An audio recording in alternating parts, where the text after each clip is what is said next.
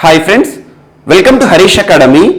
ఈరోజు వార్తలు నిలిచిన జాతీయ అంతర్జాతీయ రాష్ట్రీయ అంశాల గురించి, వార్తలు నిలిచిన వ్యక్తులు, అవార్డులు, పుస్తకాలు, మరి క్రీడా సంబంధిత సమాచారం ఒక్కొక్క అంశాన్ని వివరంగా తెలుసుకుందాం. ఈరోజు మన ఫస్ట్ టాపిక్ వచ్చేసి జాగ్రఫికల్ ఇండికేషన్ ట్యాగ్ పొందిన ఒక ప్రత్యేకమైన తీపి వంటకం, ఒక స్వీట్ బహ్రెయిన్ దేశానికి ఎగుమతి అవుతూ ప్రత్యేకంగా వార్తలు నిలిచింది. ఒక స్వీట్ అంటున్నాను, ఈ స్వీట్ పేరు గుర్తుంచుకోండి, మిహిదానా.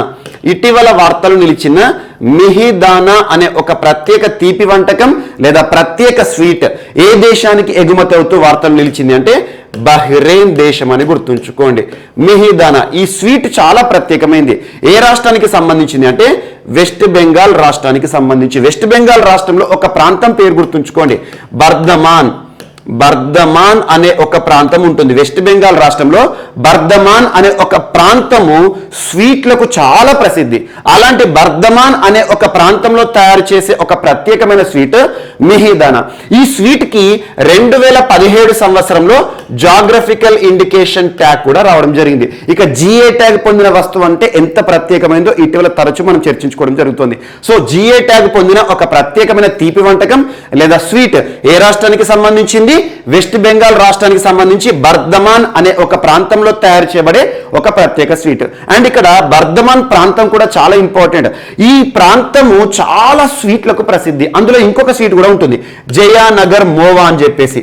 జయానగర్ మోవా, జయానగర్ మోవా అండ్ మిహిదానా, ఈ రోజు వార్తలు ఇచ్చిన మిహిదానా, ఇవన్నీ కూడా బర్ధమాన్ అనే ఒక ప్రాంతంలో వెస్ట్ బెంగాల్ రాష్ట్రంలో తయారు చేయబడే అద్భుతమైన స్వీట్లు.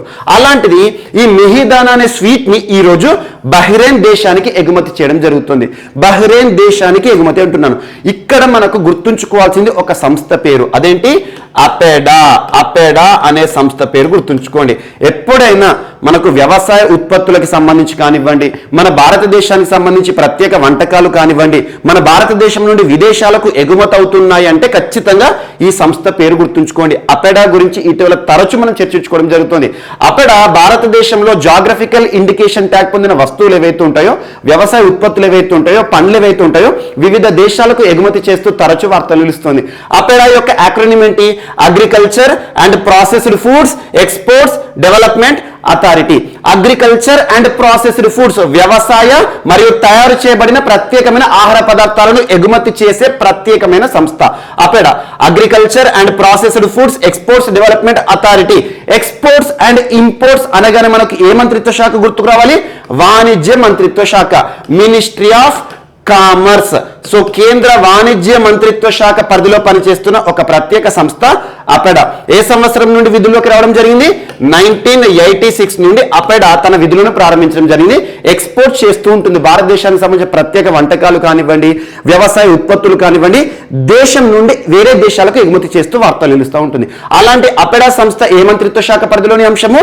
మినిస్ట్రీ ఆఫ్ కామర్స్, వాణిజ్య మంత్రిత్వ శాఖ. వాణిజ్యం అంటేనే ఎగుమతులు దిగుమతులకు సంబంధించి కన్సర్న్ మినిస్ట్రీ. ప్రస్తుతం ఈ మంత్రిత్వ శాఖకి సంబంధించి మంత్రిగా ఎవరు విధులు నిర్వర్తిస్తున్నారు? పీయూష్ గోయల్ గారు. పీయూష్ గోయల్ గారు అని గుర్తుంచుకోండి. సో అలా అపెడా అనే సంస్థ ఈ రోజు మన భారతదేశంలోని ప్రత్యేకమైన తీపి వంటకం, ఒక స్వీట్ మిహిదానా అనే స్వీట్ ని ఎక్కడికి ఎగుమతి చేస్తుంది? బహ్రెయిన్ అనే దేశానికి ఎగుమతి చేయడం జరుగుతుంది. జస్ట్ గుర్తుంచుకోండి. ఈ మిహిదానా వంటకం ఏదైతే ఉంటుందో, తీపి వంటకాన్ని తయారు చేయడంలో ప్రముఖ కంపెనీ ఏంటంటే DM enterprises. DM enterprises. So DM enterprises అనే ఒక సంస్థ మిహిదానా అనే ప్రాంతంలోని వెస్ట్ బెంగాల్ రాష్ట్రానికి సంబంధించిన ఒక ప్రముఖ సంస్థ, స్వీట్ల తయారీ సంస్థ, స్వీట్స్ మ్యానుఫ్యాక్చరింగ్ సంస్థ. ఈ డిఎం ఎంటర్ప్రైజెస్ అనే సంస్థ వారు తయారు చేసిన మిహిదానా తీపి వంటకాన్ని, స్వీట్స్ ని అపెడా సంస్థ ఏ దేశానికి ఎగుమతి చేస్తుంది? బహ్రెయిన్ దేశానికి అని గుర్తుంచుకోండి, సరిపోతుంది. అలా 2017 సంవత్సరంలో జిఏ ట్యాగ్ పొందిన ప్రత్యేక తీపి వంటకం వార్తలు నిలిచింది. సో ఇలా జిఏ ట్యాగ్ పొందిన వస్తువులు ఇటీవల తరచూ ఏదో ఒక అంశాన్ని మనం చూస్తున్నాం. ఎగ్జాంపుల్, భారతదేశం నుండి మామిడి పండ్లు విదేశాలకు ఎగుమతి అవుతూ వార్తలు నిలుస్తున్నాయి. ఎగ్జాంపుల్ ఫజిల్ మ్యాంగో కానివ్వండి, కిర్సాపాటి మ్యాంగో కానివ్వండి, లక్ష్మణ్ బాగ్ మ్యాంగోస్ కానివ్వండి, ఇవన్నీ పేర్లు చెప్పాలని మనకి ఏ రాష్ట్రం గుర్తుకు రావాలి? వెస్ట్ బెంగాల్ రాష్ట్రం. అలా బీహార్ రాష్ట్రానికి సంబంధించి సంబంధించి జర్దాలు మ్యాంగోని కూడా ఇటీవల అపెడా సంస్థ విదేశాలకు ఎగుమతి చేస్తూ వార్తలు నిలిచింది. అండ్ ఉత్తరాఖండ్ స్టేట్ ఏదైతే ఉంటుందో భారతదేశంలో ఉత్తర ప్రాంతంలో ఉన్న ఒక రాష్ట్రము ఉత్తరాఖండ్ రాష్ట్రం. ఉత్తరాఖండ్ రాష్ట్రంలో ఆర్గానిక్ ఫార్మింగ్ చేయబడిన లేదంటే సేంద్రియ పద్ధతిలో పండించబడిన చిరుధాన్యాలు ఏవైతే ఉంటాయో వాటిని కూడా విదేశాలకు ఎగుమతి చేస్తూ అపెడా సంస్థ వార్తలు నిలిచింది. మరి భారతదేశంలోని గోల్వాడ్ సపోటా ఆఫ్ మహారాష్ట్ర వార్తలు నిలిచింది. జలగావ్ బనానా ఆఫ్ మహారాష్ట్ర వార్తలు నిలిచింది. అండ్ ఇటీవల కాలంలో Shahi litchi of Bihar state వార్తలు నిలిచింది. మధురై మల్లి ఆఫ్ తమిళనాడు స్టేట్ వార్తలు నిలిచింది. ఇలాంటివి ఏవైతే ఉంటాయో బర్మిస్ గ్రేప్స్ ఆఫ్ అస్సాం కానివ్వండి, అండ్ ఇటీవల మిశ్రీ చెరీస్ ఆఫ్ జమ్మూ కాశ్మీర్ కానివ్వండి, కాశ్మీరీ సాఫ్రాన్ కానివ్వండి, జాగ్రఫికల్ ఇండికేషన్ ట్యాగ్ పొందిన పురాతన వస్తువులు ఏవైతే ఉంటాయో ఒకప్పుడు పొందిన వస్తువులు కూడా ఇటీవల రెగ్యులర్ గా వార్తలు నిలుస్తున్నాయి ఎక్స్పోర్ట్ సంబంధిత అంశంతో. సో అలా వ్యవసాయ ఉత్పత్తులకు సంబంధించి ప్రాసెస్డ్ ఫుడ్స్ కి సంబంధించి ఎక్స్పోర్ట్ అనగానే ఏ సంస్థ గుర్తుకు రావాలి?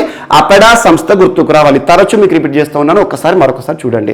అండ్ ఇటీవల కొత్తగా జిఏ ట్యాగ్ పొందుతూ వార్తలు ఇచ్చిన ప్రత్యేకమైన పంటలు కానివ్వండి, ఎగ్జాంపుల్ ఎడయూర్ చిల్లీ అన్నాను కేరళ రాష్ట్రానికి సంబంధించి, అలీబాగ్ వైట్ ఆనియన్స్ అన్నాను, అలీబాగ్ వైట్ ఆనియన్స్ అనగానే మనకు మహారాష్ట్రకి సంబంధించి. ఎట్ ద సేమ్ టైం ఇటీవల చిన్నోర్ రైస్ ప్రత్యేకంగా వార్తలు ఇచ్చింది మధ్యప్రదేశ్ రాష్ట్రానికి సంబంధించి. ఇలాంటివి ఏవైతే ఉంటాయో ప్రత్యేకంగా జిఏ ట్యాగ్ పొందుతూ వార్తలు ఇచ్చిన వస్తువుల గురించి and already existing GA tag పొందిన వస్తువులు ఏవైనా దేశం నుండి ఎగుమతి అవుతున్నాయంటే వార్తలు నిలిచినట్టే, వాటిపైన ప్రత్యేక శ్రద్ధ చూపండి. సో ఎగ్జామినేషన్ పాయింట్ ఆఫ్ వ్యూలో ఖచ్చితంగా జిఏ ట్యాగ్ కి సంబంధించి ఏదో ఒక ప్రశ్న అడుగుతారు. అండ్ నెక్స్ట్ ఈరోజు మరొక అంశం, దేశంలోనే మొట్టమొదటి సిటీగా వారణాసి సిటీని మనం త్వరలో చూడబోతున్నాం. వారణాసి సిటీ అంటున్నాను, దేశంలోనే మొట్టమొదటి సిటీ అంటున్నాను, లేదంటే భారతదేశంలో వారణాసి సిటీ ఒక ప్రత్యేకతతో వార్తలు నిలబోతుంది అతి త్వరలో. ఎందుకు అంటే కేబుల్ కార్ లేదా రోప్వే ఉంటుంది కదా, పబ్లిక్ ట్రాన్స్పోర్ట్ కోసం రోప్వేని ఉపయోగించనున్న 3వ దేశంగా భారతదేశం అతి త్వరలో వార్తలు నిలుస్తుంది. 3వ దేశం అండ్ భారతదేశంలోని సిటీ ఏంటి? వారణాసి. ఇప్పటి వరకు బొలివియా అండ్ మెక్సికో ఈ 2 దేశాల పేర్లు గుర్తుంచుకోండి. బొలివియా మరియు మెక్సికో ఈ 2 దేశాల్లో మాత్రమే రోప్వే సర్వీసులను పబ్లిక్ ట్రాన్స్పోర్టేషన్ కోసం వాడతారు. పబ్లిక్ ట్రాన్స్పోర్టేషన్ అంటే ఏంటి? పబ్లిక్ ట్రాన్స్పోర్టేషన్ అనగా మనకు ఆర్టీసీ బస్సులు కానివ్వండి, ట్రైన్స్ కానీ గుర్తొస్తాయి. అంటే ఏంటి? మనం అందరం కలిసి జర్నీ చేస్తూ ఉంటాం కదా, ఒక ప్రాంతం నుండి ఒక ప్రాంతానికి వెళ్ళడానికి మనం టికెట్ కొని ఏదైనా బస్సులో కానివ్వండి ట్రైన్లు ఎక్కుతాం కదా, దాన్ని పబ్లిక్ ట్రాన్స్పోర్టేషన్ అంటాం. అలాంటి పబ్లిక్ ట్రాన్స్పోర్టేషన్ కోసం ఒక ప్రాంతం నుండి మరొక ప్రాంతానికి ప్రజల సేవ ఇవ్వడానికి ఒక ప్రత్యేకమైన రోప్వే సర్వీస్ ఎక్కడ రానుంది? వారణాసిలో రానుంది. గుర్తుంచుకోండి, 5 కిలోమీటర్ల దూరం ఈ ప్రజలు ఎవరైతే ఉంటారో వారందరినీ కూడా ట్రాన్స్పోర్ట్ చేసి ఒక ప్రత్యేకమైన సౌకర్యం వారణాసిలో ఏర్పాటు కానుంది. దాదాపు 400 కోట్ల రూపాయలతో ఒక సంస్థ వ్యాప్కోస్ లిమిటెడ్ అనే ఒక సంస్థ వారణాసిలో ఈ రోప్వేని నిర్మించబోతోంది. రోప్వే అంటే ఏం లేదు, కేబుల్ కార్స్ మనం చాలా పర్యాటక ప్రదేశాలు చూస్తూ ఉంటాం. ఎగ్జాంపుల్ శ్రీనగర్ కానివ్వండి, పహల్గామ్ కానివ్వండి, సో ఇలా గుల్మార్గ్ కానివ్వండి, రోప్వేస్ కి చాలా ప్రసిద్ధి. ఎక్కువగా కొండ ప్రాంతాలు ఏవైతే ఉంటే 2 కొండలను కలుపుతూ రోప్వే వేస్తారు లేదా కేబుల్ కార్స్ నిర్మాణం చేపడతారు. అలాంటి రోప్వే లేదా కేబుల్ కార్స్ ని ప్రజా రవాణా కోసం ఉపయోగించడం అనేది దేశంలోనే మొట్టమొదటిసారి ఎక్కడ రానుంది? వారణాసిలో. అంటే ఒక టికెట్ కొనేసి మనం బస్సులో ప్రయాణం చేస్తాం కదా, సేమ్ ఇక్కడ కూడా టికెట్ కొనుగోలు చేసి ఈ కేబుల్ కార్లో ఎక్కేసేసి ఒక ప్రాంతంలో ఒక ప్రాంతానికి ప్రయాణించవచ్చు అన్నట్టు. ఈ 2 ప్రాంతాలను కలిపే రోప్వే ఇక్కడ వారణాసిలో ఉంది. ఆ 2 ప్రాంతాలు ఏంటంటే కన్నట్ రైల్వే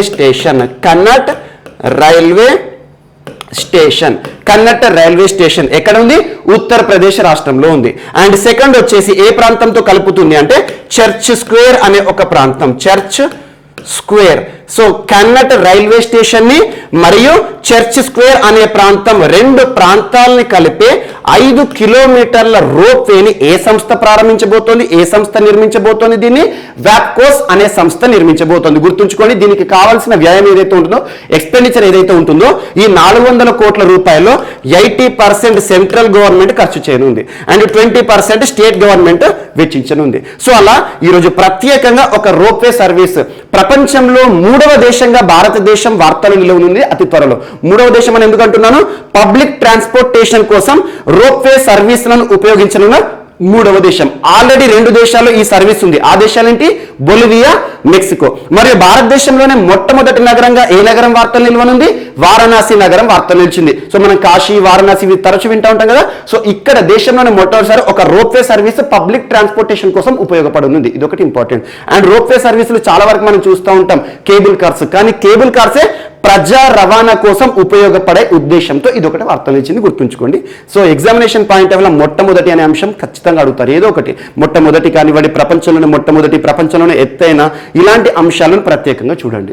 అండ్ నెక్స్ట్ ఈరోజు మరొక అంశం, ఆసియా ఖండంలోనే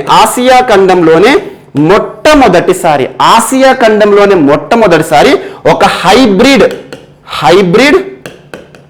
ఫ్లయింగ్ కార్ వార్తలు నిలిచింది. Flying car, hybrid flying car అంటున్నాను. సో ఆటోమేటిక్గా చూడండి, ఫ్లయింగ్ కార్ అంటే ఎగిరే కార్ అన్నట్టు. అంటే మనకు కార్లు అంటే రోడ్డు మీద ప్రయాణిస్తూ ఉంటాయి కదా. ఈ కార్ యొక్క ప్రత్యేకత ఏంటంటే రోడ్డు మీద కాకుండా గాల్లో ప్రయాణిస్తుంది. ఆల్మోస్ట్ ఎర్త్ సర్ఫేస్ నుండి, భూమి నుండి 3000 అడుగుల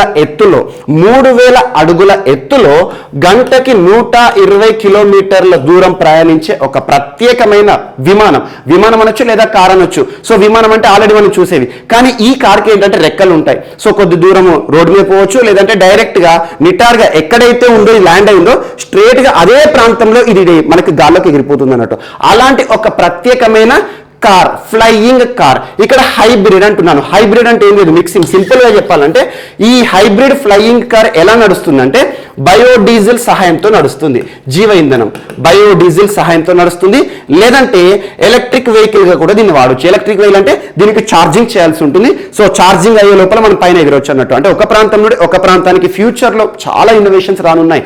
ఎగ్జాంపుల్, మనం ఏదైతే ఉంటుందో కారును ఉపయోగించేసి ఒక ప్రాంతంలో ఒక ప్రాంతాన్ని ప్రయాణిస్తూ ఉంటాం, లేదంటే పబ్లిక్ ట్రాన్స్పోర్టేషన్ వెతుకుతూ ఉంటాం, లేదంటే ట్రైన్లో పోతాం, లేదంటే ఫ్లైట్లో పోతాం. అలాంటిది పర్సనల్ కార్ గా ఉపయోగపడుతుంది. అట్ ద సేమ్ టైం ఈ పర్సనల్ కార్ ని రోడ్డు మీదే కాకుండా గాల్లో నుండి కూడా ప్రయాణం చేయొచ్చు అన్నట్టు.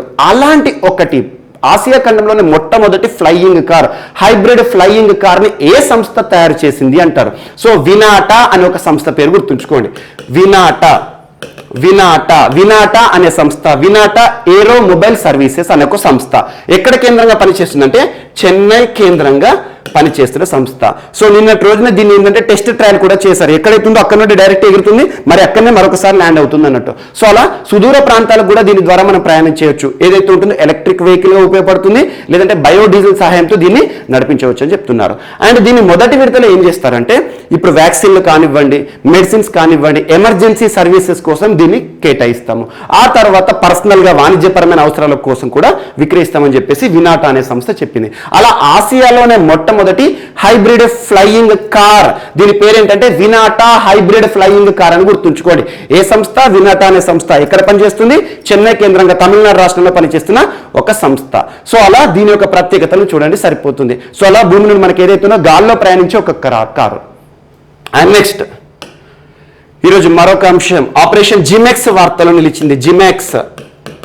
జిమెక్స్. సో తరచు మీకు రిపీట్ చేస్తున్నాను జిమెక్స్ అనే పదాన్ని.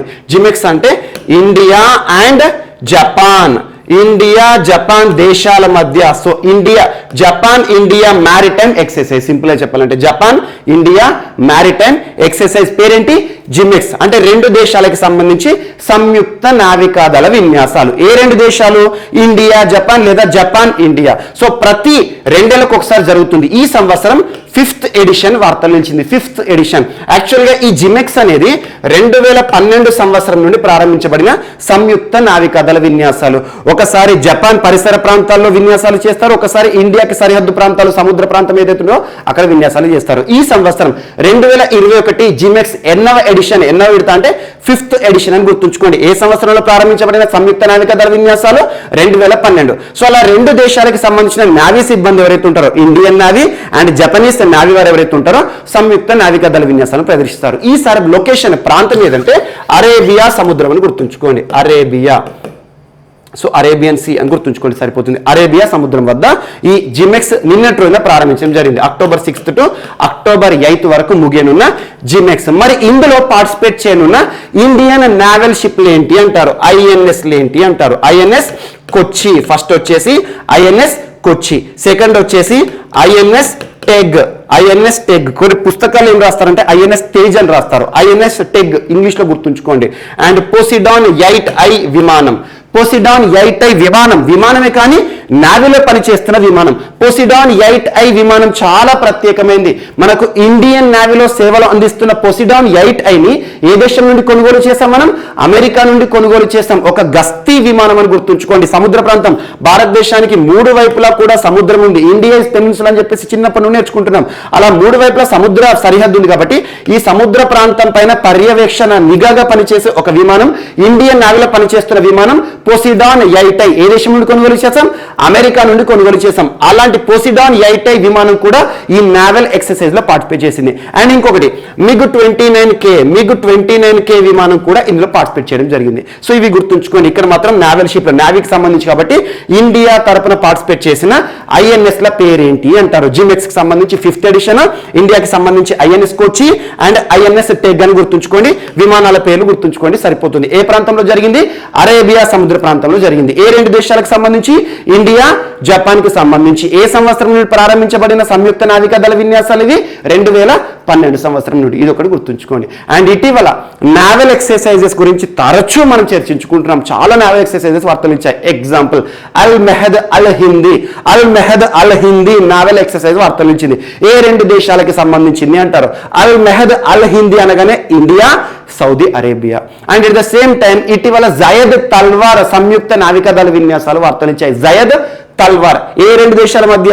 ఇండియా, UAE దేశాల మధ్య. ఇలా గుర్తుంచుకోండి. And at the same time exercise Konkan naval exercise అన్నాను. సో కొంకన్ నావల్ ఎక్సర్సైజ్ అనగానే ఇండియా, రాయల్ బ్రిటిష్ ఆర్ది అంటే రాయల్ బ్రిటిష్ అంటే యూకేకి సంబంధించిన నావీ అని గుర్తుంచుకోండి. సో ఇలా ఇటీవల కాలంలో మనం చర్చించుకున్న India, Morocco, India, Algeria, at the same time India participate చేసిన అసిండెక్స్ జస్ట్ వారం కింద మనం చర్చించుకున్నాం. అసిండెక్స్ ముగిసింది. అండ్ అసిండెక్స్ అంటే ఆస్ట్రేలియా, ఇండియా అన్నట్టు. ఇండెక్స్. అండ్ ఇటీవల వార్తలు వచ్చిన సింబెక్స్ ఇండియా, సింగపూర్. అండ్ ఇటీవల వార్తలు వచ్చిన శ్రీలంకకి సంబంధించి ఇండియా, శ్రీలంక, స్లినెక్స్ కానివ్వండి. అండ్ బంగో సాగర్ ఇండియా, బంగ్లాదేశ్ సంయుక్త నావికా దళ విన్యాసాలు ఆపరేషన్ జిమిక్స్. సో ఇండియా మరియు జపాన్ కి సంబంధించి Malabar naval exercise quad grouping కి సంబంధించిన ఎక్సర్సైజ్ గా ఇటీవల మనం చూస్తున్నాం. వీటిపైన ప్రత్యేక శ్రద్ధ చూపండి. మరి వీటితో పాటు ఇటీవల కాలంలో వార్తలు ఇచ్చిన ప్రత్యేకమైన ఏమైనా ఉన్న తాలిస్మాన్ సబర్ అని చెప్పాను. ఇండియాకి సంబంధం లేదు. కాకపోతే ఇండియాని ఇన్వైట్ చేయడం జరిగింది ఆస్ట్రేలియా US కి సంబంధించిన ఒక సంయుక్త నావికా దళ విన్యాసము తాలిస్మాన్ సబర్. అందులో ఇండియా పార్టిసిపెంట్ కాదు, కానీ నెక్స్ట్ టైం నుండి ఇండియాని కూడా ఇన్వైట్ చేయనున్నారు. అలాంటి వాటిపైన కూడా ప్రత్యేకంగా చూడండి. ఖచ్చితంగా పోటీ పరీక్షలో ఏదో ఒక ప్రశ్న అడిగే అవకాశం ఉంటుంది. రానున్న పోటీ పరీక్షలో నావల్ ఎక్సర్సైజ్ కి సంబంధించి ఒక ప్రశ్నను మనం ఖచ్చితంగా చూడబోతున్నాం. అది 2 దేశాలకు సంబంధించి ఈ నావల్ ఎక్సర్సైజ్ పేరే అడగొచ్చు, లొకేషన్ అడగొచ్చు, అందులో పార్టిసిపేట్ చేసిన ఇండియన్ నావల్ షిప్లు అడగొచ్చు, లేదా ఏదైనా ఫ్లైట్స్ పార్టిసిపేట్ చేస్తే వీటి గురించి అడగొచ్చు. సో వీటి గురించి ఎన్నో విడత, ఎప్పుడు ప్రారంభమయ్యాయి, వీటిపైన మాత్రం బేసిక్గా చూడండి సరిపోతుంది. And next heliborne geophysical mapping technology. ఈ ఒక్క సెంటెన్స్ గుర్తుంచుకోండి సరిపోతుంది. నెక్స్ట్ టాపిక్ వచ్చేసి హెలిబార్న్ జియోఫిజికల్ మ్యాపింగ్ టెక్నాలజీ అంటున్నాను. ఆటోమేటిక్ ఏంటి? హెలిబార్న్ అంటే ఏంటంటే హెలికాప్టర్ ఆధారిత ఒక ప్రత్యేకమైన సర్వే, ఒక మ్యాపింగ్ అన్నట్టు. ఏం సర్వే అంటే ఇక్కడ చూడండి, మ్యాప్ చూడండి. హెలికాప్టర్ కి ఒక పెద్ద షేప్ లో ఉన్న ఇక్కడ కింద ఏదైతే ఉంటుందో ఒక పెద్ద స్టాండ్ ల్యాండ్ నిర్మాణం ఉంది. ఇది ఏం చేస్తుందంటే దీని యొక్క ఉద్దేశం ఏంటంటే మనకు అండర్ గ్రౌండ్ లో వాటర్ ఉంటుంది కదా, భూగర్భ జలం అంటాం, భూమి గర్భంలో ఉండే వాటర్ అన్నట్టు. సో అండర్ గ్రౌండ్ వాటర్ ఏదైతే ఉంటుందో ఆ under ground water earth surface నుండి 500 మీటర్స్ లోపల ఉన్న వాటర్ యొక్క ఆనవాలను కూడా గుర్తించే ఒక ప్రత్యేకమైన సాంకేతికత, ఒక టెక్నిక్, ఒక టెక్నాలజీ. హెలిబార్న్ జియోఫిజికల్ మ్యాపింగ్ టెక్నాలజీని ఏ సంస్థ ఏర్పాటు చేసింది? ఈ టెక్నాలజీని రూపకల్పన చేసిన సంస్థ ఏంటంటే CSIR NGRI హైదరాబాద్ బేస్డ్ సంస్థ. మీరు హైదరాబాద్ ఉప్పల్ ఏరియాలో కనుక చూస్తే ఈ NGRIని చూడవచ్చు మనం. Example national geographical research institute అంటాం.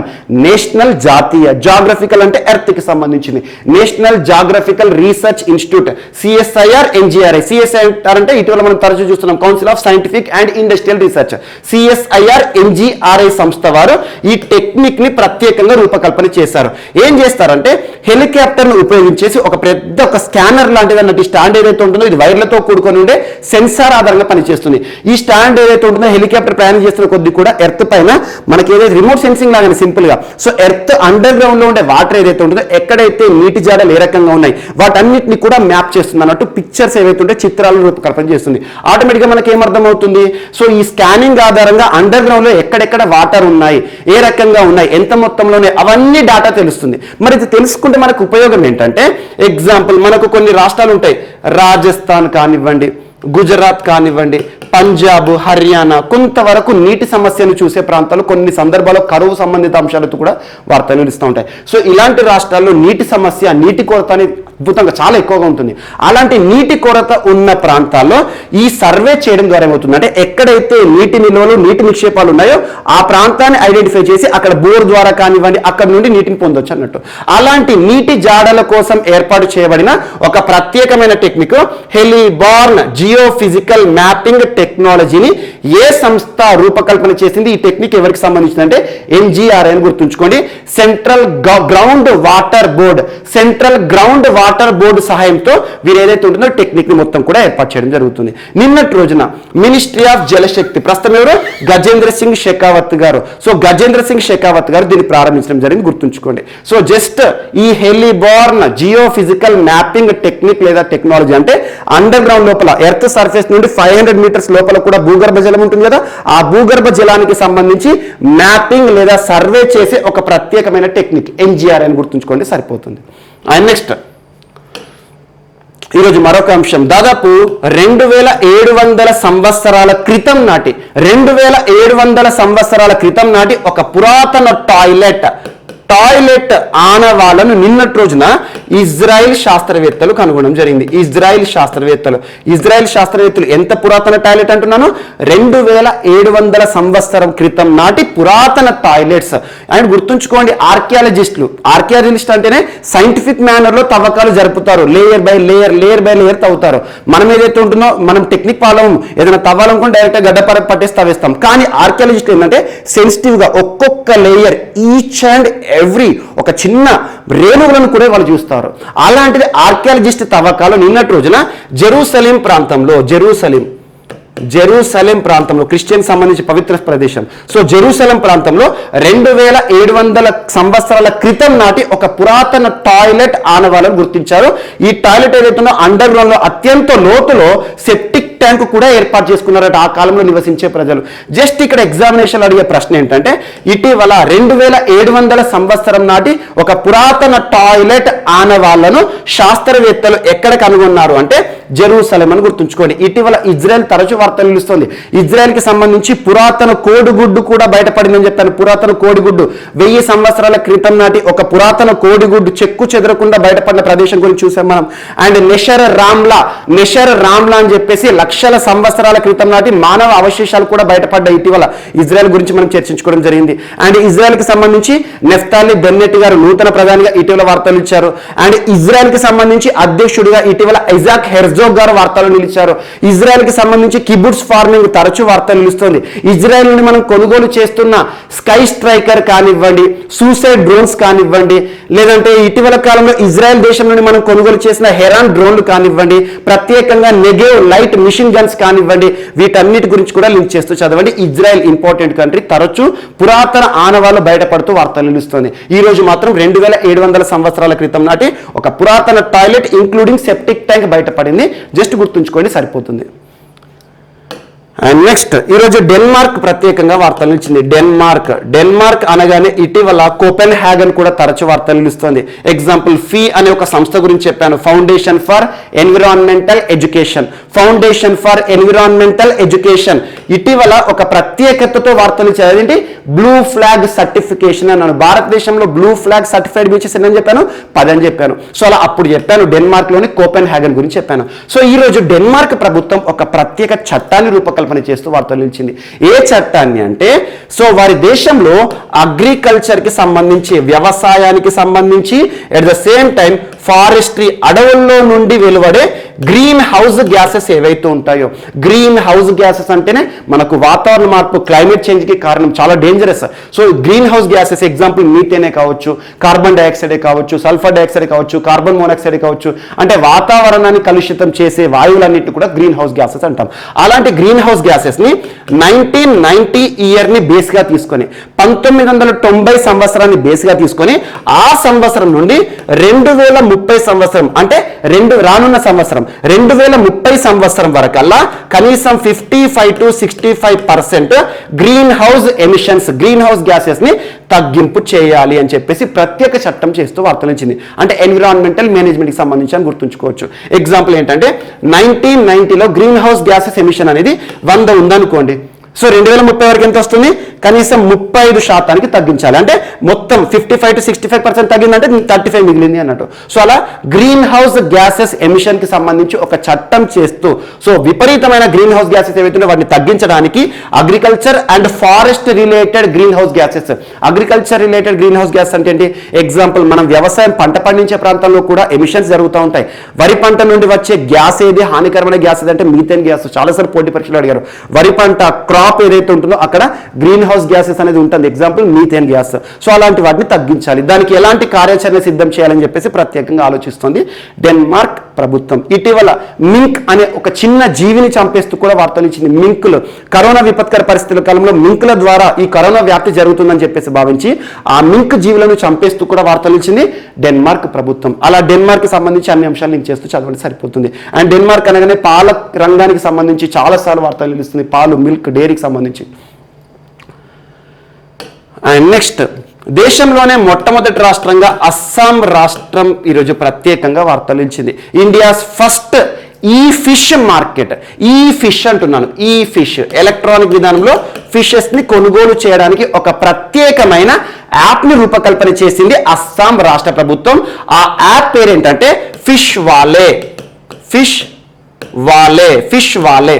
ఇటీవల ఫిష్ వాలే అనే ఒక ప్రత్యేకమైన యాప్ ని రూపకల్పన చేసి దేశంలోనే మొట్టమొదటిసారి ఈ ఫిష్ మార్కెట్ ని ఏర్పాటు చేస్తూ వార్తలించిన రాష్ట్ర ప్రభుత్వం ఏదంటే అస్సాం రాష్ట్ర ప్రభుత్వాన్ని గుర్తుంచుకోండి. అంటే ఏంటంటే ఎగ్జాంపుల్, నేను చేపలు కొనాలనుకున్నాను అనుకోండి, ఏం చేస్తాను? చేపల మార్కెట్కి వెళ్తాను. సో ఇక్కడ జరిగేది ఏంటంటే నాకు కావాల్సిన చేపలు ఏవైతే ఉంటాయో జస్ట్ ఆన్లైన్లో ఆర్డర్ చేసుకుంటే సరిపోతుంది, ఇంటికి డెలివరీ తీసుకొని వస్తారు అన్నట్టు. అలా ఈ ఫిష్ మార్కెట్కి ప్రోత్సాహం ప్రాధాన్యతనిస్తూ దేశంలోనే మొట్టమొదటిసారి ఫిషర్ వాలే లేదా ఫిష్ వాలే అని ఒక యాప్ ని రూపకల్పన చేసిన రాష్ట్ర ప్రభుత్వము అస్సాం రాష్ట్ర ప్రభుత్వం. అస్సాం రాష్ట్రానికి సంబంధించి ఫిషరీస్ డిపార్ట్మెంట్ వారు అండ్ అస్సాం రాష్ట్రానికి సంబంధించి ఆక్వా గోల్డ్ అనే ఒక సంస్థ, ఆక్వా గోల్డ్ అనే సంస్థ టెక్నాలజీ ఇచ్చింది. ఆక్వా గోల్డ్ అనే సంస్థ మరియు అస్సాం రాష్ట్ర ప్రభుత్వం అంటే ఫిషరీస్ డిపార్ట్మెంట్ వారు ఈ ప్రత్యేకమైన యాప్ ని రూపకల్పన చేశారు. నిన్నటి రోజున రాష్ట్ర ప్రభుత్వం దీన్ని ఆవిష్కరించడం జరిగింది. ఈ ఫిష్ మార్కెట్ కి సంబంధించి ఫిష్ వాలే అనే యాప్ గుర్తుంచుకోండి సరిపోతుంది. ఆన్లైన్ విధానంలో మత్స్య రంగాన్ని ప్రోత్సహించడం, మత్స్య మార్కెట్ ప్రోత్సహించడం అని గుర్తుంచుకోండి. ఇలా తరచూ ఏదో ఒక యాప్ వార్తలు నిలుస్తుంది. మత్స్య సేతు అని చెప్పేసి మినిస్ట్రీ ఆఫ్ కామర్స్ వారు లాంచ్ చేసిన ప్రత్యేకమైన యాప్ గురించి మనం చూసాము. అండ్ మత్స్య రంగానికి సంబంధించి ఇటీవల పరివర్తన్ అనే ఒక ప్రోగ్రామ్ కేరళకి సంబంధించి వార్తలు నిలిచింది. అండ్ మత్స్య రంగానికి సంబంధించిన మహిళలకి ప్రోత్సాహం ఇవ్వాలని చెప్పేసి బస్సు సర్వీసులు, సముద్ర పేరుతో బస్సు సర్వీసులను ప్రారంభిస్తూ ఇటీవల కేరళ రాష్ట్రం వార్తలు వచ్చింది. ఇవన్నీ మత్స్య రంగానికి సంబంధించి ఇటీవల వార్తలు వచ్చిన కొన్ని అంశాలు. మిగతా అంశాలు ఏవైతే మనం చర్చించుకున్నా వాటి లింక్ చేస్తూ చదవండి. అండ్ నెక్స్ట్, సో ఈరోజు మన నెక్స్ట్ టాపిక్ వచ్చేసి అస్సాం రాష్ట్రానికి సంబంధించి ఒక రివర్ హెరిటేజ్ సెంటర్ వార్తలు నిలిచింది. River heritage centre, Brahmaputra river heritage centre. దీని యొక్క పూర్తి పేరు గుర్తుంచుకోండి, Mahabahu Brahmaputra river heritage centre. ఇటీవల వార్తలు ఇచ్చింది. ఏ రాష్ట్రానికి సంబంధించింది అంటారు? అస్సాం రాష్ట్రానికి సంబంధించి. ఇటీవల అస్సాం రాష్ట్రానికి సంబంధించి బ్రహ్మపుత్ర నది తరచూ వార్తలు ఇస్తుంది. అలాంటి బ్రహ్మపుత్ర రివర్ హెరిటేజ్ సెంటర్ లేదా Mahabahu Brahmaputra river heritage centre అనగానే అస్సాం రాష్ట్రం గుర్తుకు రావాలి. అస్సాం రాష్ట్రంలోని ప్రముఖ నగరం గౌహతి సిటీ. గౌహతి సిటీలో 17th సెంచరీకి సంబంధించి ఒక పురాతన బంగ్లా, ఒక పురాతన టిల్లా వద్ద ఈ బ్రహ్మపుత్ర రివర్ హెరిటేజ్ సెంటర్ ని రాష్ట్ర ప్రభుత్వం ఏర్పాటు చేయడం జరిగింది.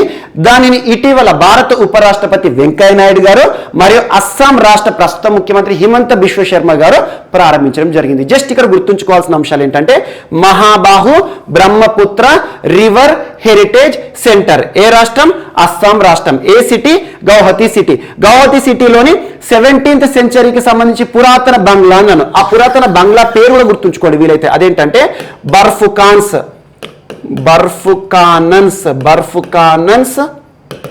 టిలా.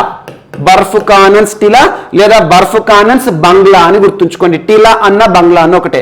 మరి బర్ఫుకాన్ అనే ఒక అధికారి ఉండేవారు. ఎప్పుడంటే 17th సెంచరీ 17వ శతాబ్దంలో అస్సాం ప్రాంతాన్ని పరిపాలించిన రాజవంశం ఏంటంటే అహోం. అందుకే అహోం కింగ్డమ్ అంటాం. అహోం కింగ్డమ్ ఒకప్పుడు ప్రస్తుత అస్సాం రాష్ట్రము. సో అలాంటి అహోం కింగ్డమ్ అహోం రాజవంశీయులు పరిపాలిస్తున్నప్పుడు ఆ రాజవంశంలో ఒక అధికారి ఉండేవారు, బర్ఫుకాన్ అంటే గవర్నర్ స్థాయి అధికారి అన్నట్టు. అలాంటి అధికారికి సంబంధించిన ఒక పురాతన బంగ్లా, ఆ బంగ్లా వద్ద ఇటీవల రాష్ట్ర ప్రభుత్వం Mahabahu Brahmaputra river heritage centre ని ఏర్పాటు చేయబోతోంది. ఇది ఒకటి important. And at the same time ఇక్కడ ఈ బంగ్లా ఏదైతే ఉంటుందో ఈ పురాతన బంగ్లాలో చాలా శాసనాలు, ఇన్స్క్రిప్షన్స్ ఉన్నాయి. ఏ ఇన్స్క్రిప్షన్స్ అంటే బ్యాటిల్ ఆఫ్ సరాయ్ఘట్ కి సంబంధించి. బ్యాటిల్ ఆఫ్ సరాయ్ఘట్ చరిత్రలోనే చాలా ఇంపార్టెంట్ బ్యాటిల్ ఆఫ్ సరాయ్ఘట్ అనగానే అహోం కింగ్డమ్ అస్సాం ప్రాంతం గుర్తుకు రావాలి. సో ఒకప్పటి శాసనాలు కూడా ఈ బంగ్లాలో ఉన్నాయి. ఈ బంగ్లా పరిసర ప్రాంతాల్లో ఇటీవల బ్రహ్మపుత్ర రివర్ హెరిటేజ్ సెంటర్ లేదా Mahabahu Brahmaputra river heritage centre ని రాష్ట్ర ప్రభుత్వం ప్రారంభిస్తుంది. ఇది ఒకటి ఇంపార్టెంట్. అండ్ నెక్స్ట్ అస్సాం రాష్ట్రానికి సంబంధించి మరొక అంశం వార్త నిలిచింది. అదేంటంటే మిషన్ బసుంధర ఇటీవల వార్తలు నిలిచింది. ఏ రాష్ట్రానికి సంబంధించింది అంటారు పోటీ పరీక్షల్లో. సో ఏ రాష్ట్రము? అస్సాం రాష్ట్రానికి సంబంధించి. ఈ మిషన్ బసుంధర ప్రోగ్రామ్ ని రాష్ట్ర ప్రభుత్వం ప్రారంభించింది.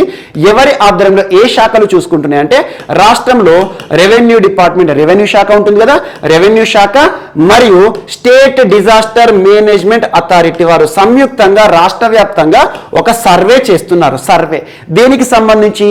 రాష్ట్రంలో భూములు ఏవైతే ఉంటాయో, రెవెన్యూ రిలేటెడ్ సర్వీసెస్ ఏవైతే ఉంటాయి. ఎగ్జాంపుల్ రెవెన్యూ సర్వీసెస్ ప్రజలకు అంటున్నాను. రెవెన్యూ సర్వీసెస్ అంటే ఏంటి?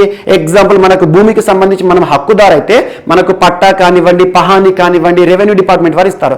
అలా ట్రాన్స్పరెన్సీతో కూడిన రెవెన్యూ సర్వీసులు రాష్ట్ర ప్రజలకు అందించాలి అనే ఉద్దేశంలో భాగంగా మిషన్ బసుంధర ప్రోగ్రామ్ ని ఇటీవల రాష్ట్ర ప్రభుత్వం ప్రారంభించింది. అందుకోసం ఏ డిపార్ట్మెంట్స్ సంయుక్తంగా పనిచేస్తున్నాయి?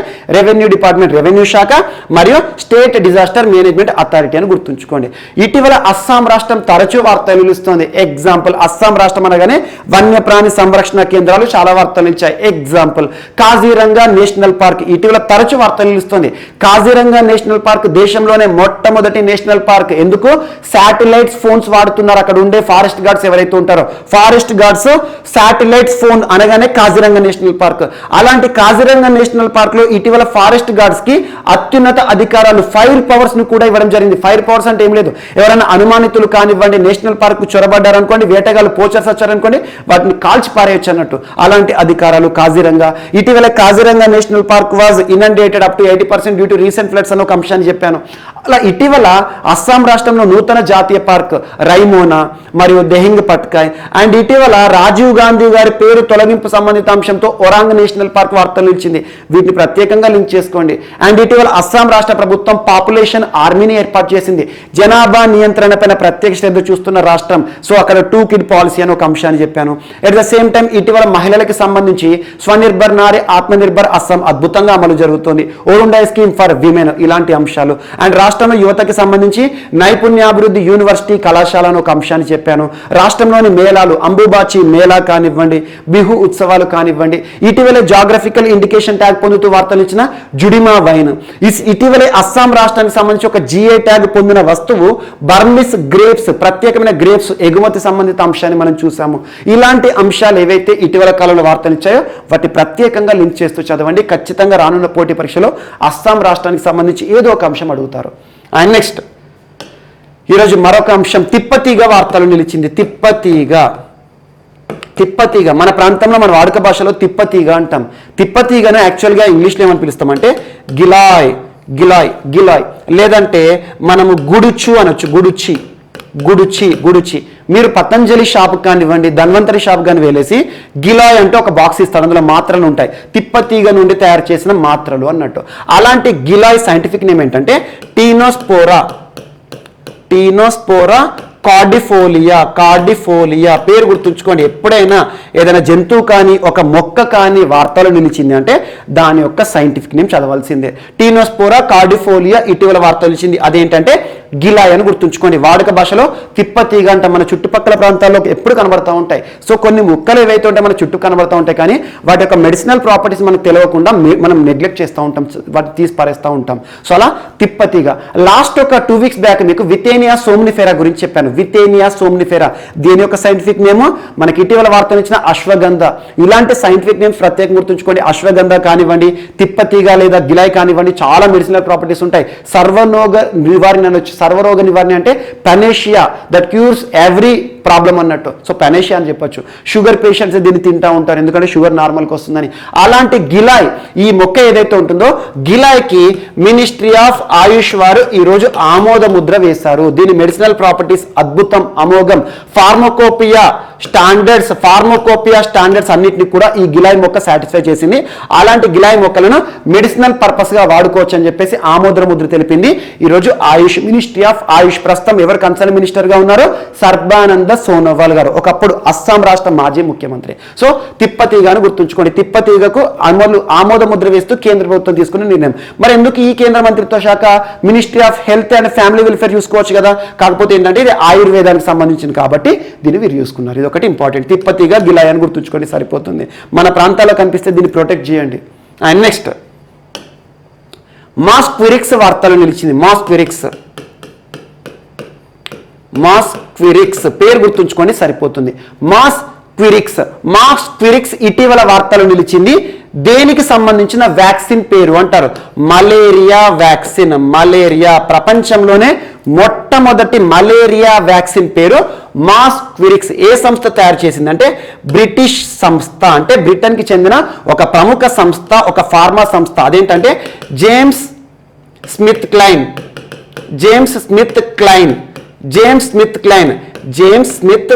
జేఎస్కే అని గుర్తుంచుకోండి, సరిపోతుంది. సో బ్రిటన్ ఫార్మసీ సంస్థ వారు తయారు చేసిన ఒక మలేరియా వ్యాక్సిన్ దాదాపు 30 సంవత్సరాల పరిశోధన ఫలితం ఈరోజు వార్తలు నిలిచింది. అదే మాస్క్విరిక్స్. ప్రపంచంలోనే మొట్టమొదటి మలేరియా వ్యాక్సిన్ మాస్క్విరిక్స్ కి ఈరోజు WHO ఆమోద ముద్ర వేయడం జరిగింది. ఇది ఇంపార్టెంట్. సో WHO ప్రపంచంలోనే ప్రపంచ ఆరోగ్య సంస్థ అంటాం, ఐక్యరాజ్య సమితి అనుబంధ సంస్థ అయిన WHO జెనీవా స్విట్జర్లాండ్ కేంద్రంగా పనిచేస్తుంది. ఈరోజు టెడ్రాస్ అదనం గారు ఈ సంస్థకి సంబంధించి చీఫ్ ఒక ప్రకటన చేశారు. ప్రపంచంలోనే మొట్టమొదటి మలేరియా వ్యాక్సిన్ ఏదైతే ఉంటుందో, దోమకాటు కారణంగా వచ్చే మలేరియా డిసీజ్ ఉంటుందో, మనకు మలేరియా జ్వరం అంటాం. సో అలాంటిది రాకుండా వేసుకునే ఒక వ్యాక్సిన్ మాస్క్విరిక్స్ కి ఆమోద ముద్ర వేయడం జరిగింది. ప్రస్తుతం ముఖ్యంగా సబ్ సహారా ప్రాంతాలు కానివ్వండి, ఆఫ్రికన్ కాంటినెంట్ లో ఈ వ్యాక్సిన్ ని ప్రస్తుతం మేము పంపిణీ చేయబోతున్నామని చెప్పడం జరిగింది. మాస్క్విరిక్స్ అనేది ప్రపంచంలోనే మొట్టమొదటి మలేరియా వ్యాక్సిన్. ఏ సంస్థ తయారు చేసింది? బ్రిటన్ కి సంబంధించిన ఫార్మా సంస్థ. 30 సంవత్సరాలు చేసిన పరిశోధనల ఫలితం ఈరోజు వార్తలు ఇచ్చింది. జేమ్స్ స్మిత్ క్లైన్ అనే ఒక సంస్థ, ఫార్మా సంస్థ అని గుర్తుంచుకోండి, సరిపోతుంది. ఇటీవల కాలంలో వార్తలు ఇచ్చిన ప్రపంచంలోనే మొట్టమొదటి వ్యాక్సిన్స్ అవి ఏవైతున్నాయో వాటి గురించి ప్రత్యేకంగా చూడండి. అండ్ నెక్స్ట్ ఈరోజు మరొక అంశము, ఇండియన్ నేవీ మరియు స్టేట్ బ్యాంక్ ఆఫ్ ఇండియా వారు సంయుక్తంగా లాంచ్ చేసిన నావ్ ఈ కాష్ క్యాట్స్.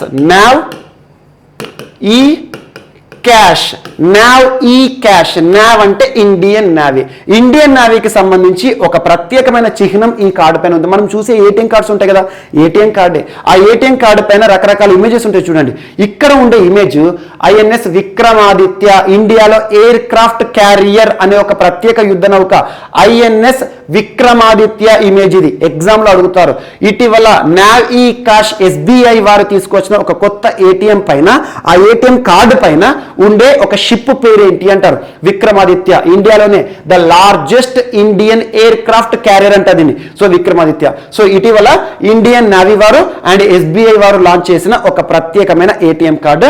దీన్ని ఆన్లైన్ విధానంలో కానివ్వండి, ఆఫ్లైన్ లో కానీ వాడుకోవచ్చు అని చెప్పడం జరిగింది. జస్ట్ గుర్తుంచుకోండి, నావ్ ఈ కాష్ పైన ఉన్న ఇమేజ్ దేనికి సంబంధించిందని అడుగుతారు.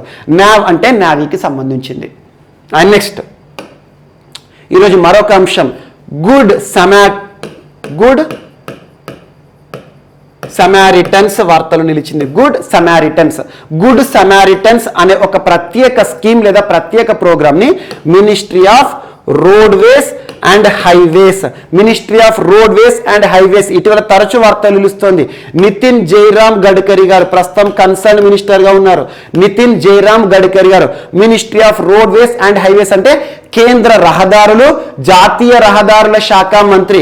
ఇటీవల బిహెచ్ సిరీస్ సంబంధిత అంశంతో మనం చూసాము, అండ్ ఫాస్ట్ ట్యాగ్ సంబంధిత అంశంతో చూసాము, అండ్ హారన్ ఏదైతే ఉంటుందో మన వెహికల్ హారన్స్ ఉంటాయి కదా వాటికి భారతీయ సంగీతాన్ని కూడా తీసుకురాబోతున్నామని చెప్పారు. అలాంటిది ఈరోజు ministry of roadways and highways వారు గుడ్ సమారిటన్స్ అనే ఒక ప్రోగ్రామ్ ని ప్రారంభించడం జరిగింది. ఈ ప్రోగ్రామ్ ఎప్పుడు అమల్లోకి వస్తుంది అంటే రానున్న అక్టోబర్ 15th కమింగ్ వీక్ లో అక్టోబర్ 15th ప్రారంభమై 2026 సంవత్సరం మార్చి 31న ముగియబోతోంది. ఇది ఒక ప్రత్యేక ప్రోగ్రాం దేనికి సంబంధించి అంటే గుడ్ సమారిటన్ అంటే ఏంటంటే మనం అభ్యున్నతవాది లేదంటే ఒక మానవత విలువలు ఉన్న వ్యక్తి. ఎగ్జాంపుల్ మనం నివసించే ప్రాంతాల్లో కానివ్వండి, మనం ఏదైనా రహదారి పైన ప్రయాణం చేస్తున్నాం అనుకోండి, ఆ ప్రయాణం చేస్తున్నప్పుడు చాలా యాక్సిడెంట్ చూస్తూ ఉంటాం. కొన్ని తీవ్ర ప్రమాదాలు ఉంటాయి, కొన్ని చిన్న చిన్న ప్రమాదాలు జరుగుతూ ఉంటాయి, మనం సర్వసాధారణంగా వెళ్ళిపోతూ ఉంటాం. సో తీవ్ర ప్రమాదాలు ఏవైతే ఉంటాయో ఎగ్జాంపుల్ ఏదైనా యాక్సిడెంట్ జరిగింది అనుకోండి, కారు లారీ కానివ్వండి, కారు కానివ్వండి, ఎవరైనా గుద్దుకోవడం జరిగింది అనుకోండి, యాక్సిడెంట్ జరిగింది అనుకోండి, అక్కడ గుడ్ అవర్ ఏదైతే ఉంటుందో ఇమ్మీడియట్ అవర్ అంటే మనకు యాక్సిడెంట్ జరిగినాక వెంటనే ఇమ్మీడియట్ గా విత్ ఇన్ 1 అవర్ లోపలనే వారి ప్రాణాలను కాపాడవచ్చు. సమీపంలో ఉండే హాస్పిటల్ తీసుకెళ్లాల్సి ఉంటుంది.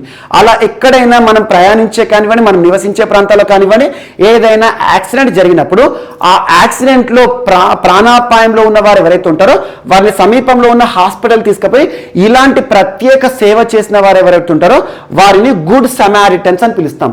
వారికి 5,000 రూపాయల నగదును కూడా ఒక పురస్కారంగా ఒక ప్రత్యేకమైన ప్రోత్సాహకంగా ఇస్తామని చెప్పేసి ministry of roadways and highways వారు ప్రారంభించిన గుడ్ సమారిటన్స్ ప్రోగ్రామ్ అని గుర్తుంచుకోండి.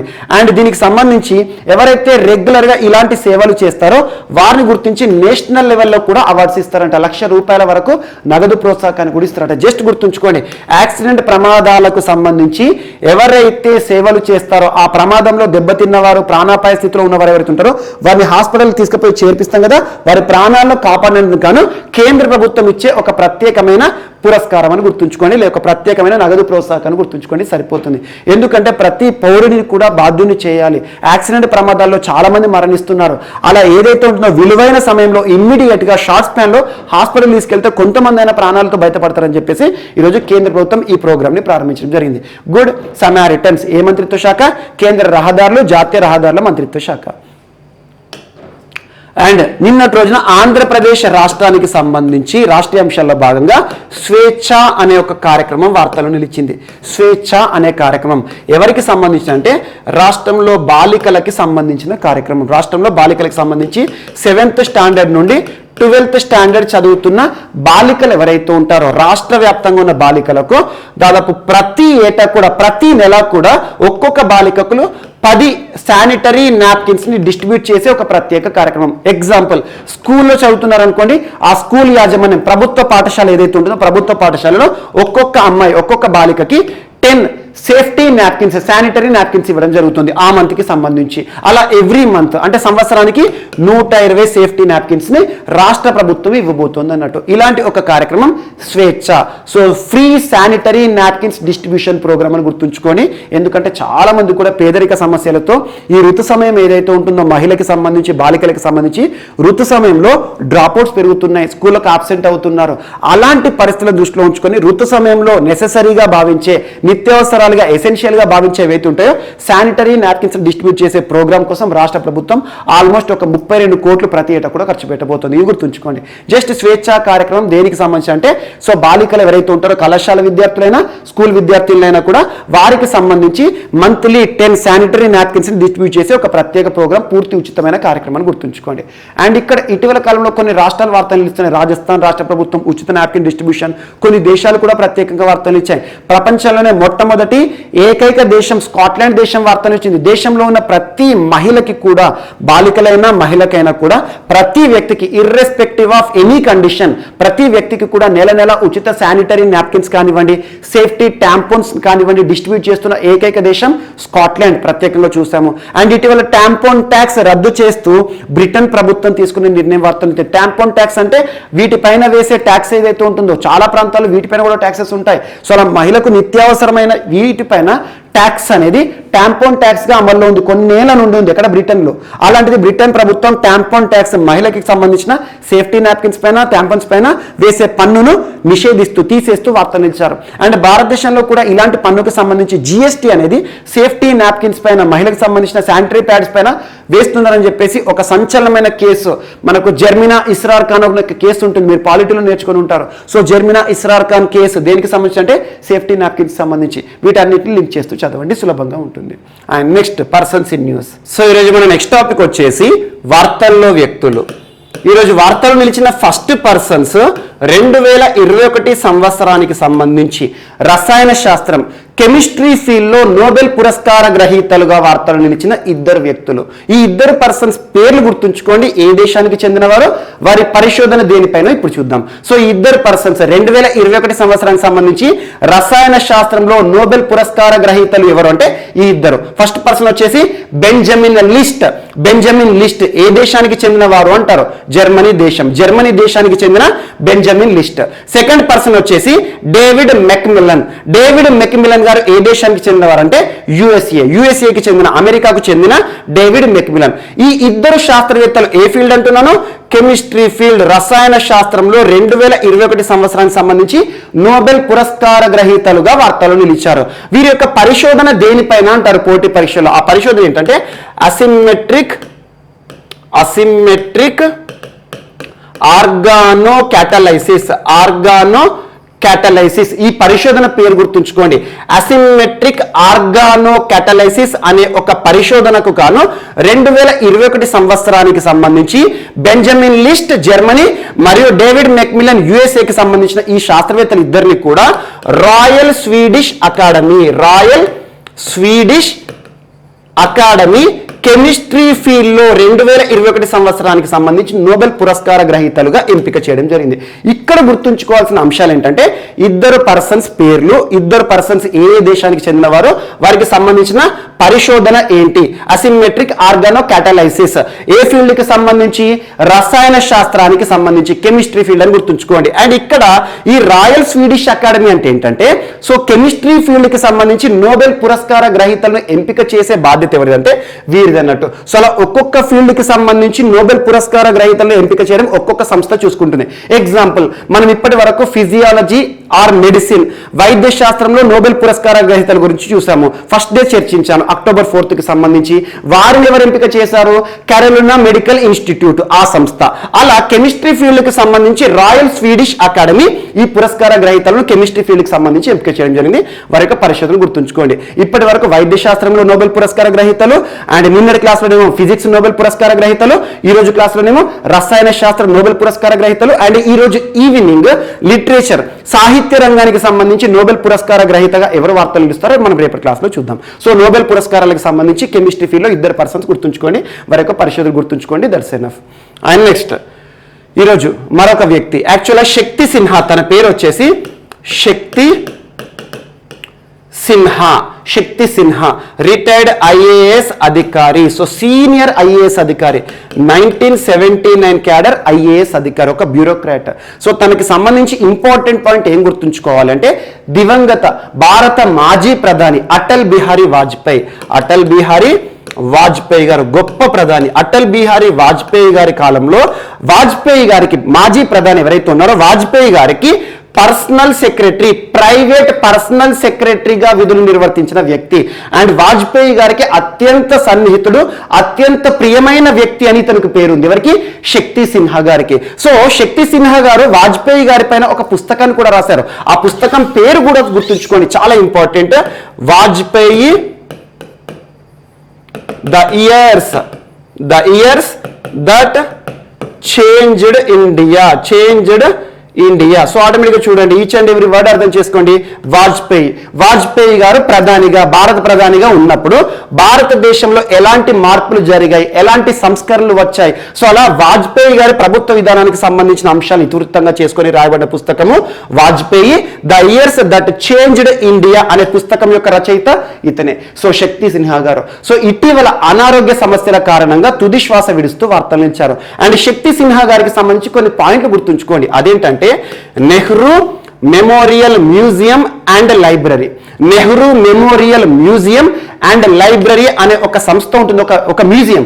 ఈ మ్యూజియంకి డైరెక్టర్గా కూడా చాలా సంవత్సరాలు విధులు నిర్వర్తించిన రిటైర్డ్ ఐఏఎస్ అధికారి. ఇది గుర్తుంచుకోండి. అండ్ తను రాసిన పుస్తకం గుర్తుంచుకోండి. వాజ్పేయి గారికి సంబంధించి ప్రైవేట్ సెక్రటరీ, అత్యంత ప్రియమైన వ్యక్తి, అత్యంత సన్నిహితుడైన శక్తి సిన్హా గారు ఇటీవల మరణిస్తూ వార్తలు ఇచ్చారు. కారణం ఏంటి? అనారోగ్య సమస్యలను గుర్తుంచుకోండి, సరిపోతుంది. అండ్ నెక్స్ట్ ఈరోజు మరొక person Eric బ్రాగాన్జా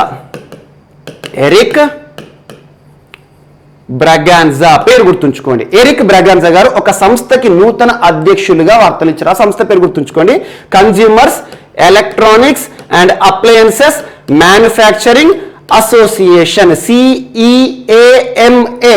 consumers electronics appliances manufacturing association. Each and every word అర్థం చేసుకోండి. కన్జ్యూమర్స్ అంటే వినియోగదారులు, అంటే మనం. సో వినియోగదారులకు సంబంధించి ఎలక్ట్రానిక్ అప్లయన్సెస్ ఏవైతే ఉంటాయో ఆ మ్యానుఫ్యాక్చరింగ్ తయారు చేసే సంస్థల యొక్క సమాఖ్య. సో CEAMA అనే సంస్థ నోయిడా కేంద్రంగా పనిచేస్తుంది. ఈ సంస్థకి నూతన అధ్యక్షులుగా రానున్న 2 సంవత్సరాల పాటు ఎవరు ఇటీవల వార్తలు ఇచ్చారో?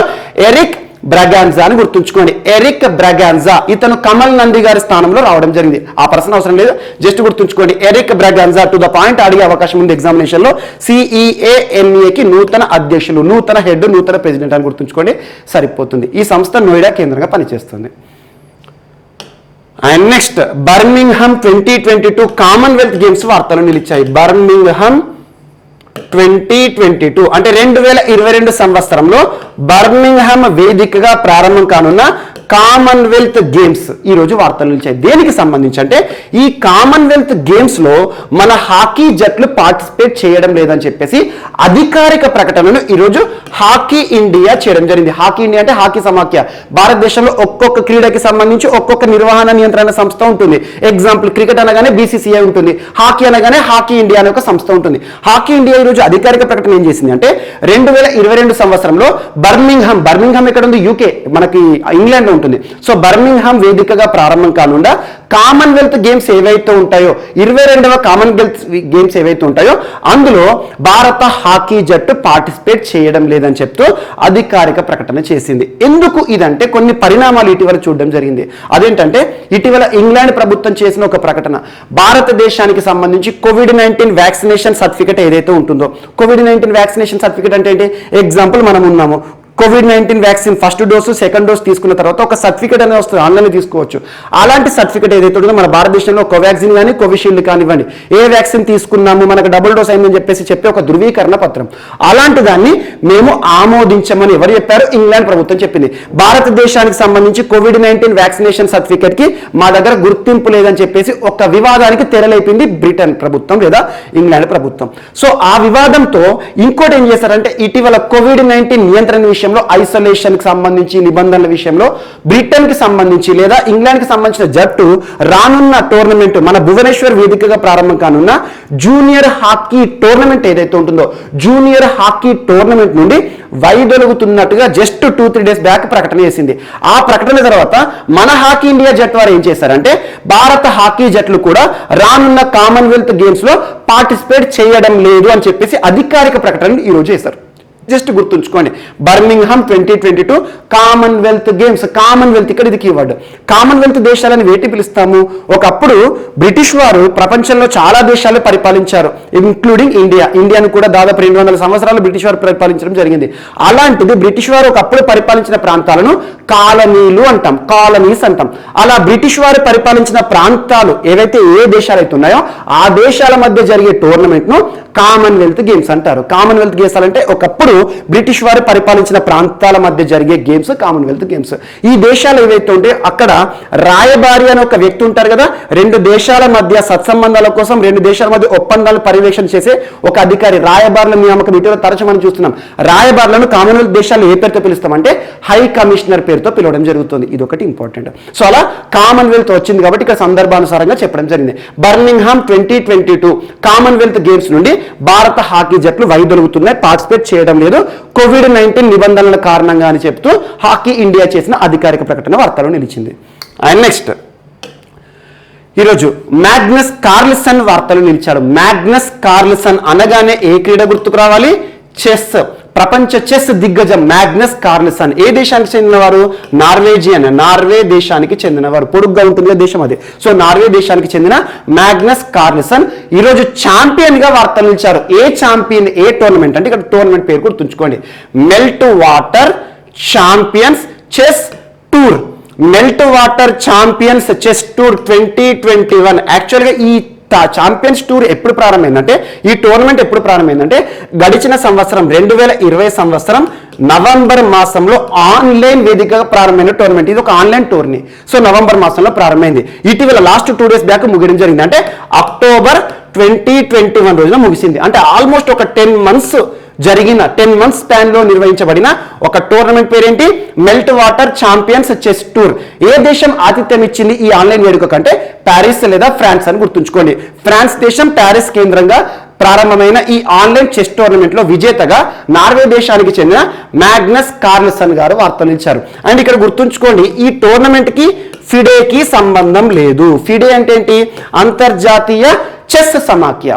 అంతర్జాతీయ చెస్ సమాఖ్య లేదంటే ఇంటర్నేషనల్ చెస్ ఫెడరేషన్ అంటాం. దీని యొక్క హెడ్ క్వార్టర్ ఇక్కడ స్విట్జర్లాండ్ లసానే కేంద్రంగా పనిచేస్తుంది. సో ఫిడేకి సంబంధం లేని ఒక ప్రపంచ కప్ లేదా ప్రపంచ చెస్ టోర్నీ, చెస్ టూర్ విజేత ఎవరు? Magnus Carlsen. ఈ టోర్నమెంట్ పేరేంటి? So melt water champions chess tour 2021 విజేత నార్వే దేశానికి సంబంధించి మ్యాగ్నస్ కార్ల్సన్. గుర్తుంచుకోండి, దట్స్ ఎనఫ్. అండ్ నెక్స్ట్ ఈరోజు వార్తలు నిలిచిన ఒక పుస్తకం. సో మహాత్మా గాంధీ గారికి సంబంధించి ఆర్థిక పరమైన సిద్ధాంతాలను ఇతివృత్తంగా చేసుకొని రాయబడిన ఒక పుస్తకం ఈరోజు వార్తలు ఇచ్చింది. ఆ పుస్తకం పేరేంటంటే ఎకనమిస్ట్ గాంధీ. ఎకనమిస్ట్ గాంధీ, గాంధీ పేరుంది ఆటోమేటిక్గా. ఈ పుస్తకం యొక్క ట్యాగ్ లైన్ ఏంటంటే the roots and the relevance of the political economy of the Mahatma. So Mahatma Gandhi గారికి సంబంధించి ఆర్థిక పరమైన సిద్ధాంతాలు అంటే ఏంటి? మహాత్మా గాంధీ గారు క్యాపిటలిజం, క్యాపిటలిస్ట్ ఎకానమీని వ్యతిరేకించలేదు, వ్యాపారాలను వ్యతిరేకించలేదు. ఇలాంటి ఆలోచనలు మహాత్మా గాంధీ గారికి సంబంధించిన ఆర్థిక పరమైన సిద్ధాంతాలను ఇతివృత్తంగా చేసుకుని రాయబడిన ఒక పుస్తకమే ది ఎకనమిస్ట్ గాంధీ. ఈ పుస్తకం యొక్క రచయిత ఎవరంటే జై తీర్థ్ రావు. జై రావు అంటారు తనను, జై తీర్థ్ రావు. జై తీర్థ్ రావు, జై తీర్థ్ రావు గారు రచించిన గాంధీ గారికి సంబంధించిన ఒక పుస్తకం. గాంధీ గారు ఏ రకమైన ఆర్థిక సిద్ధాంతాలు ఫాలో అయ్యారని economist Gandhi, the roots and the relevance of the political economy of the Mahatma.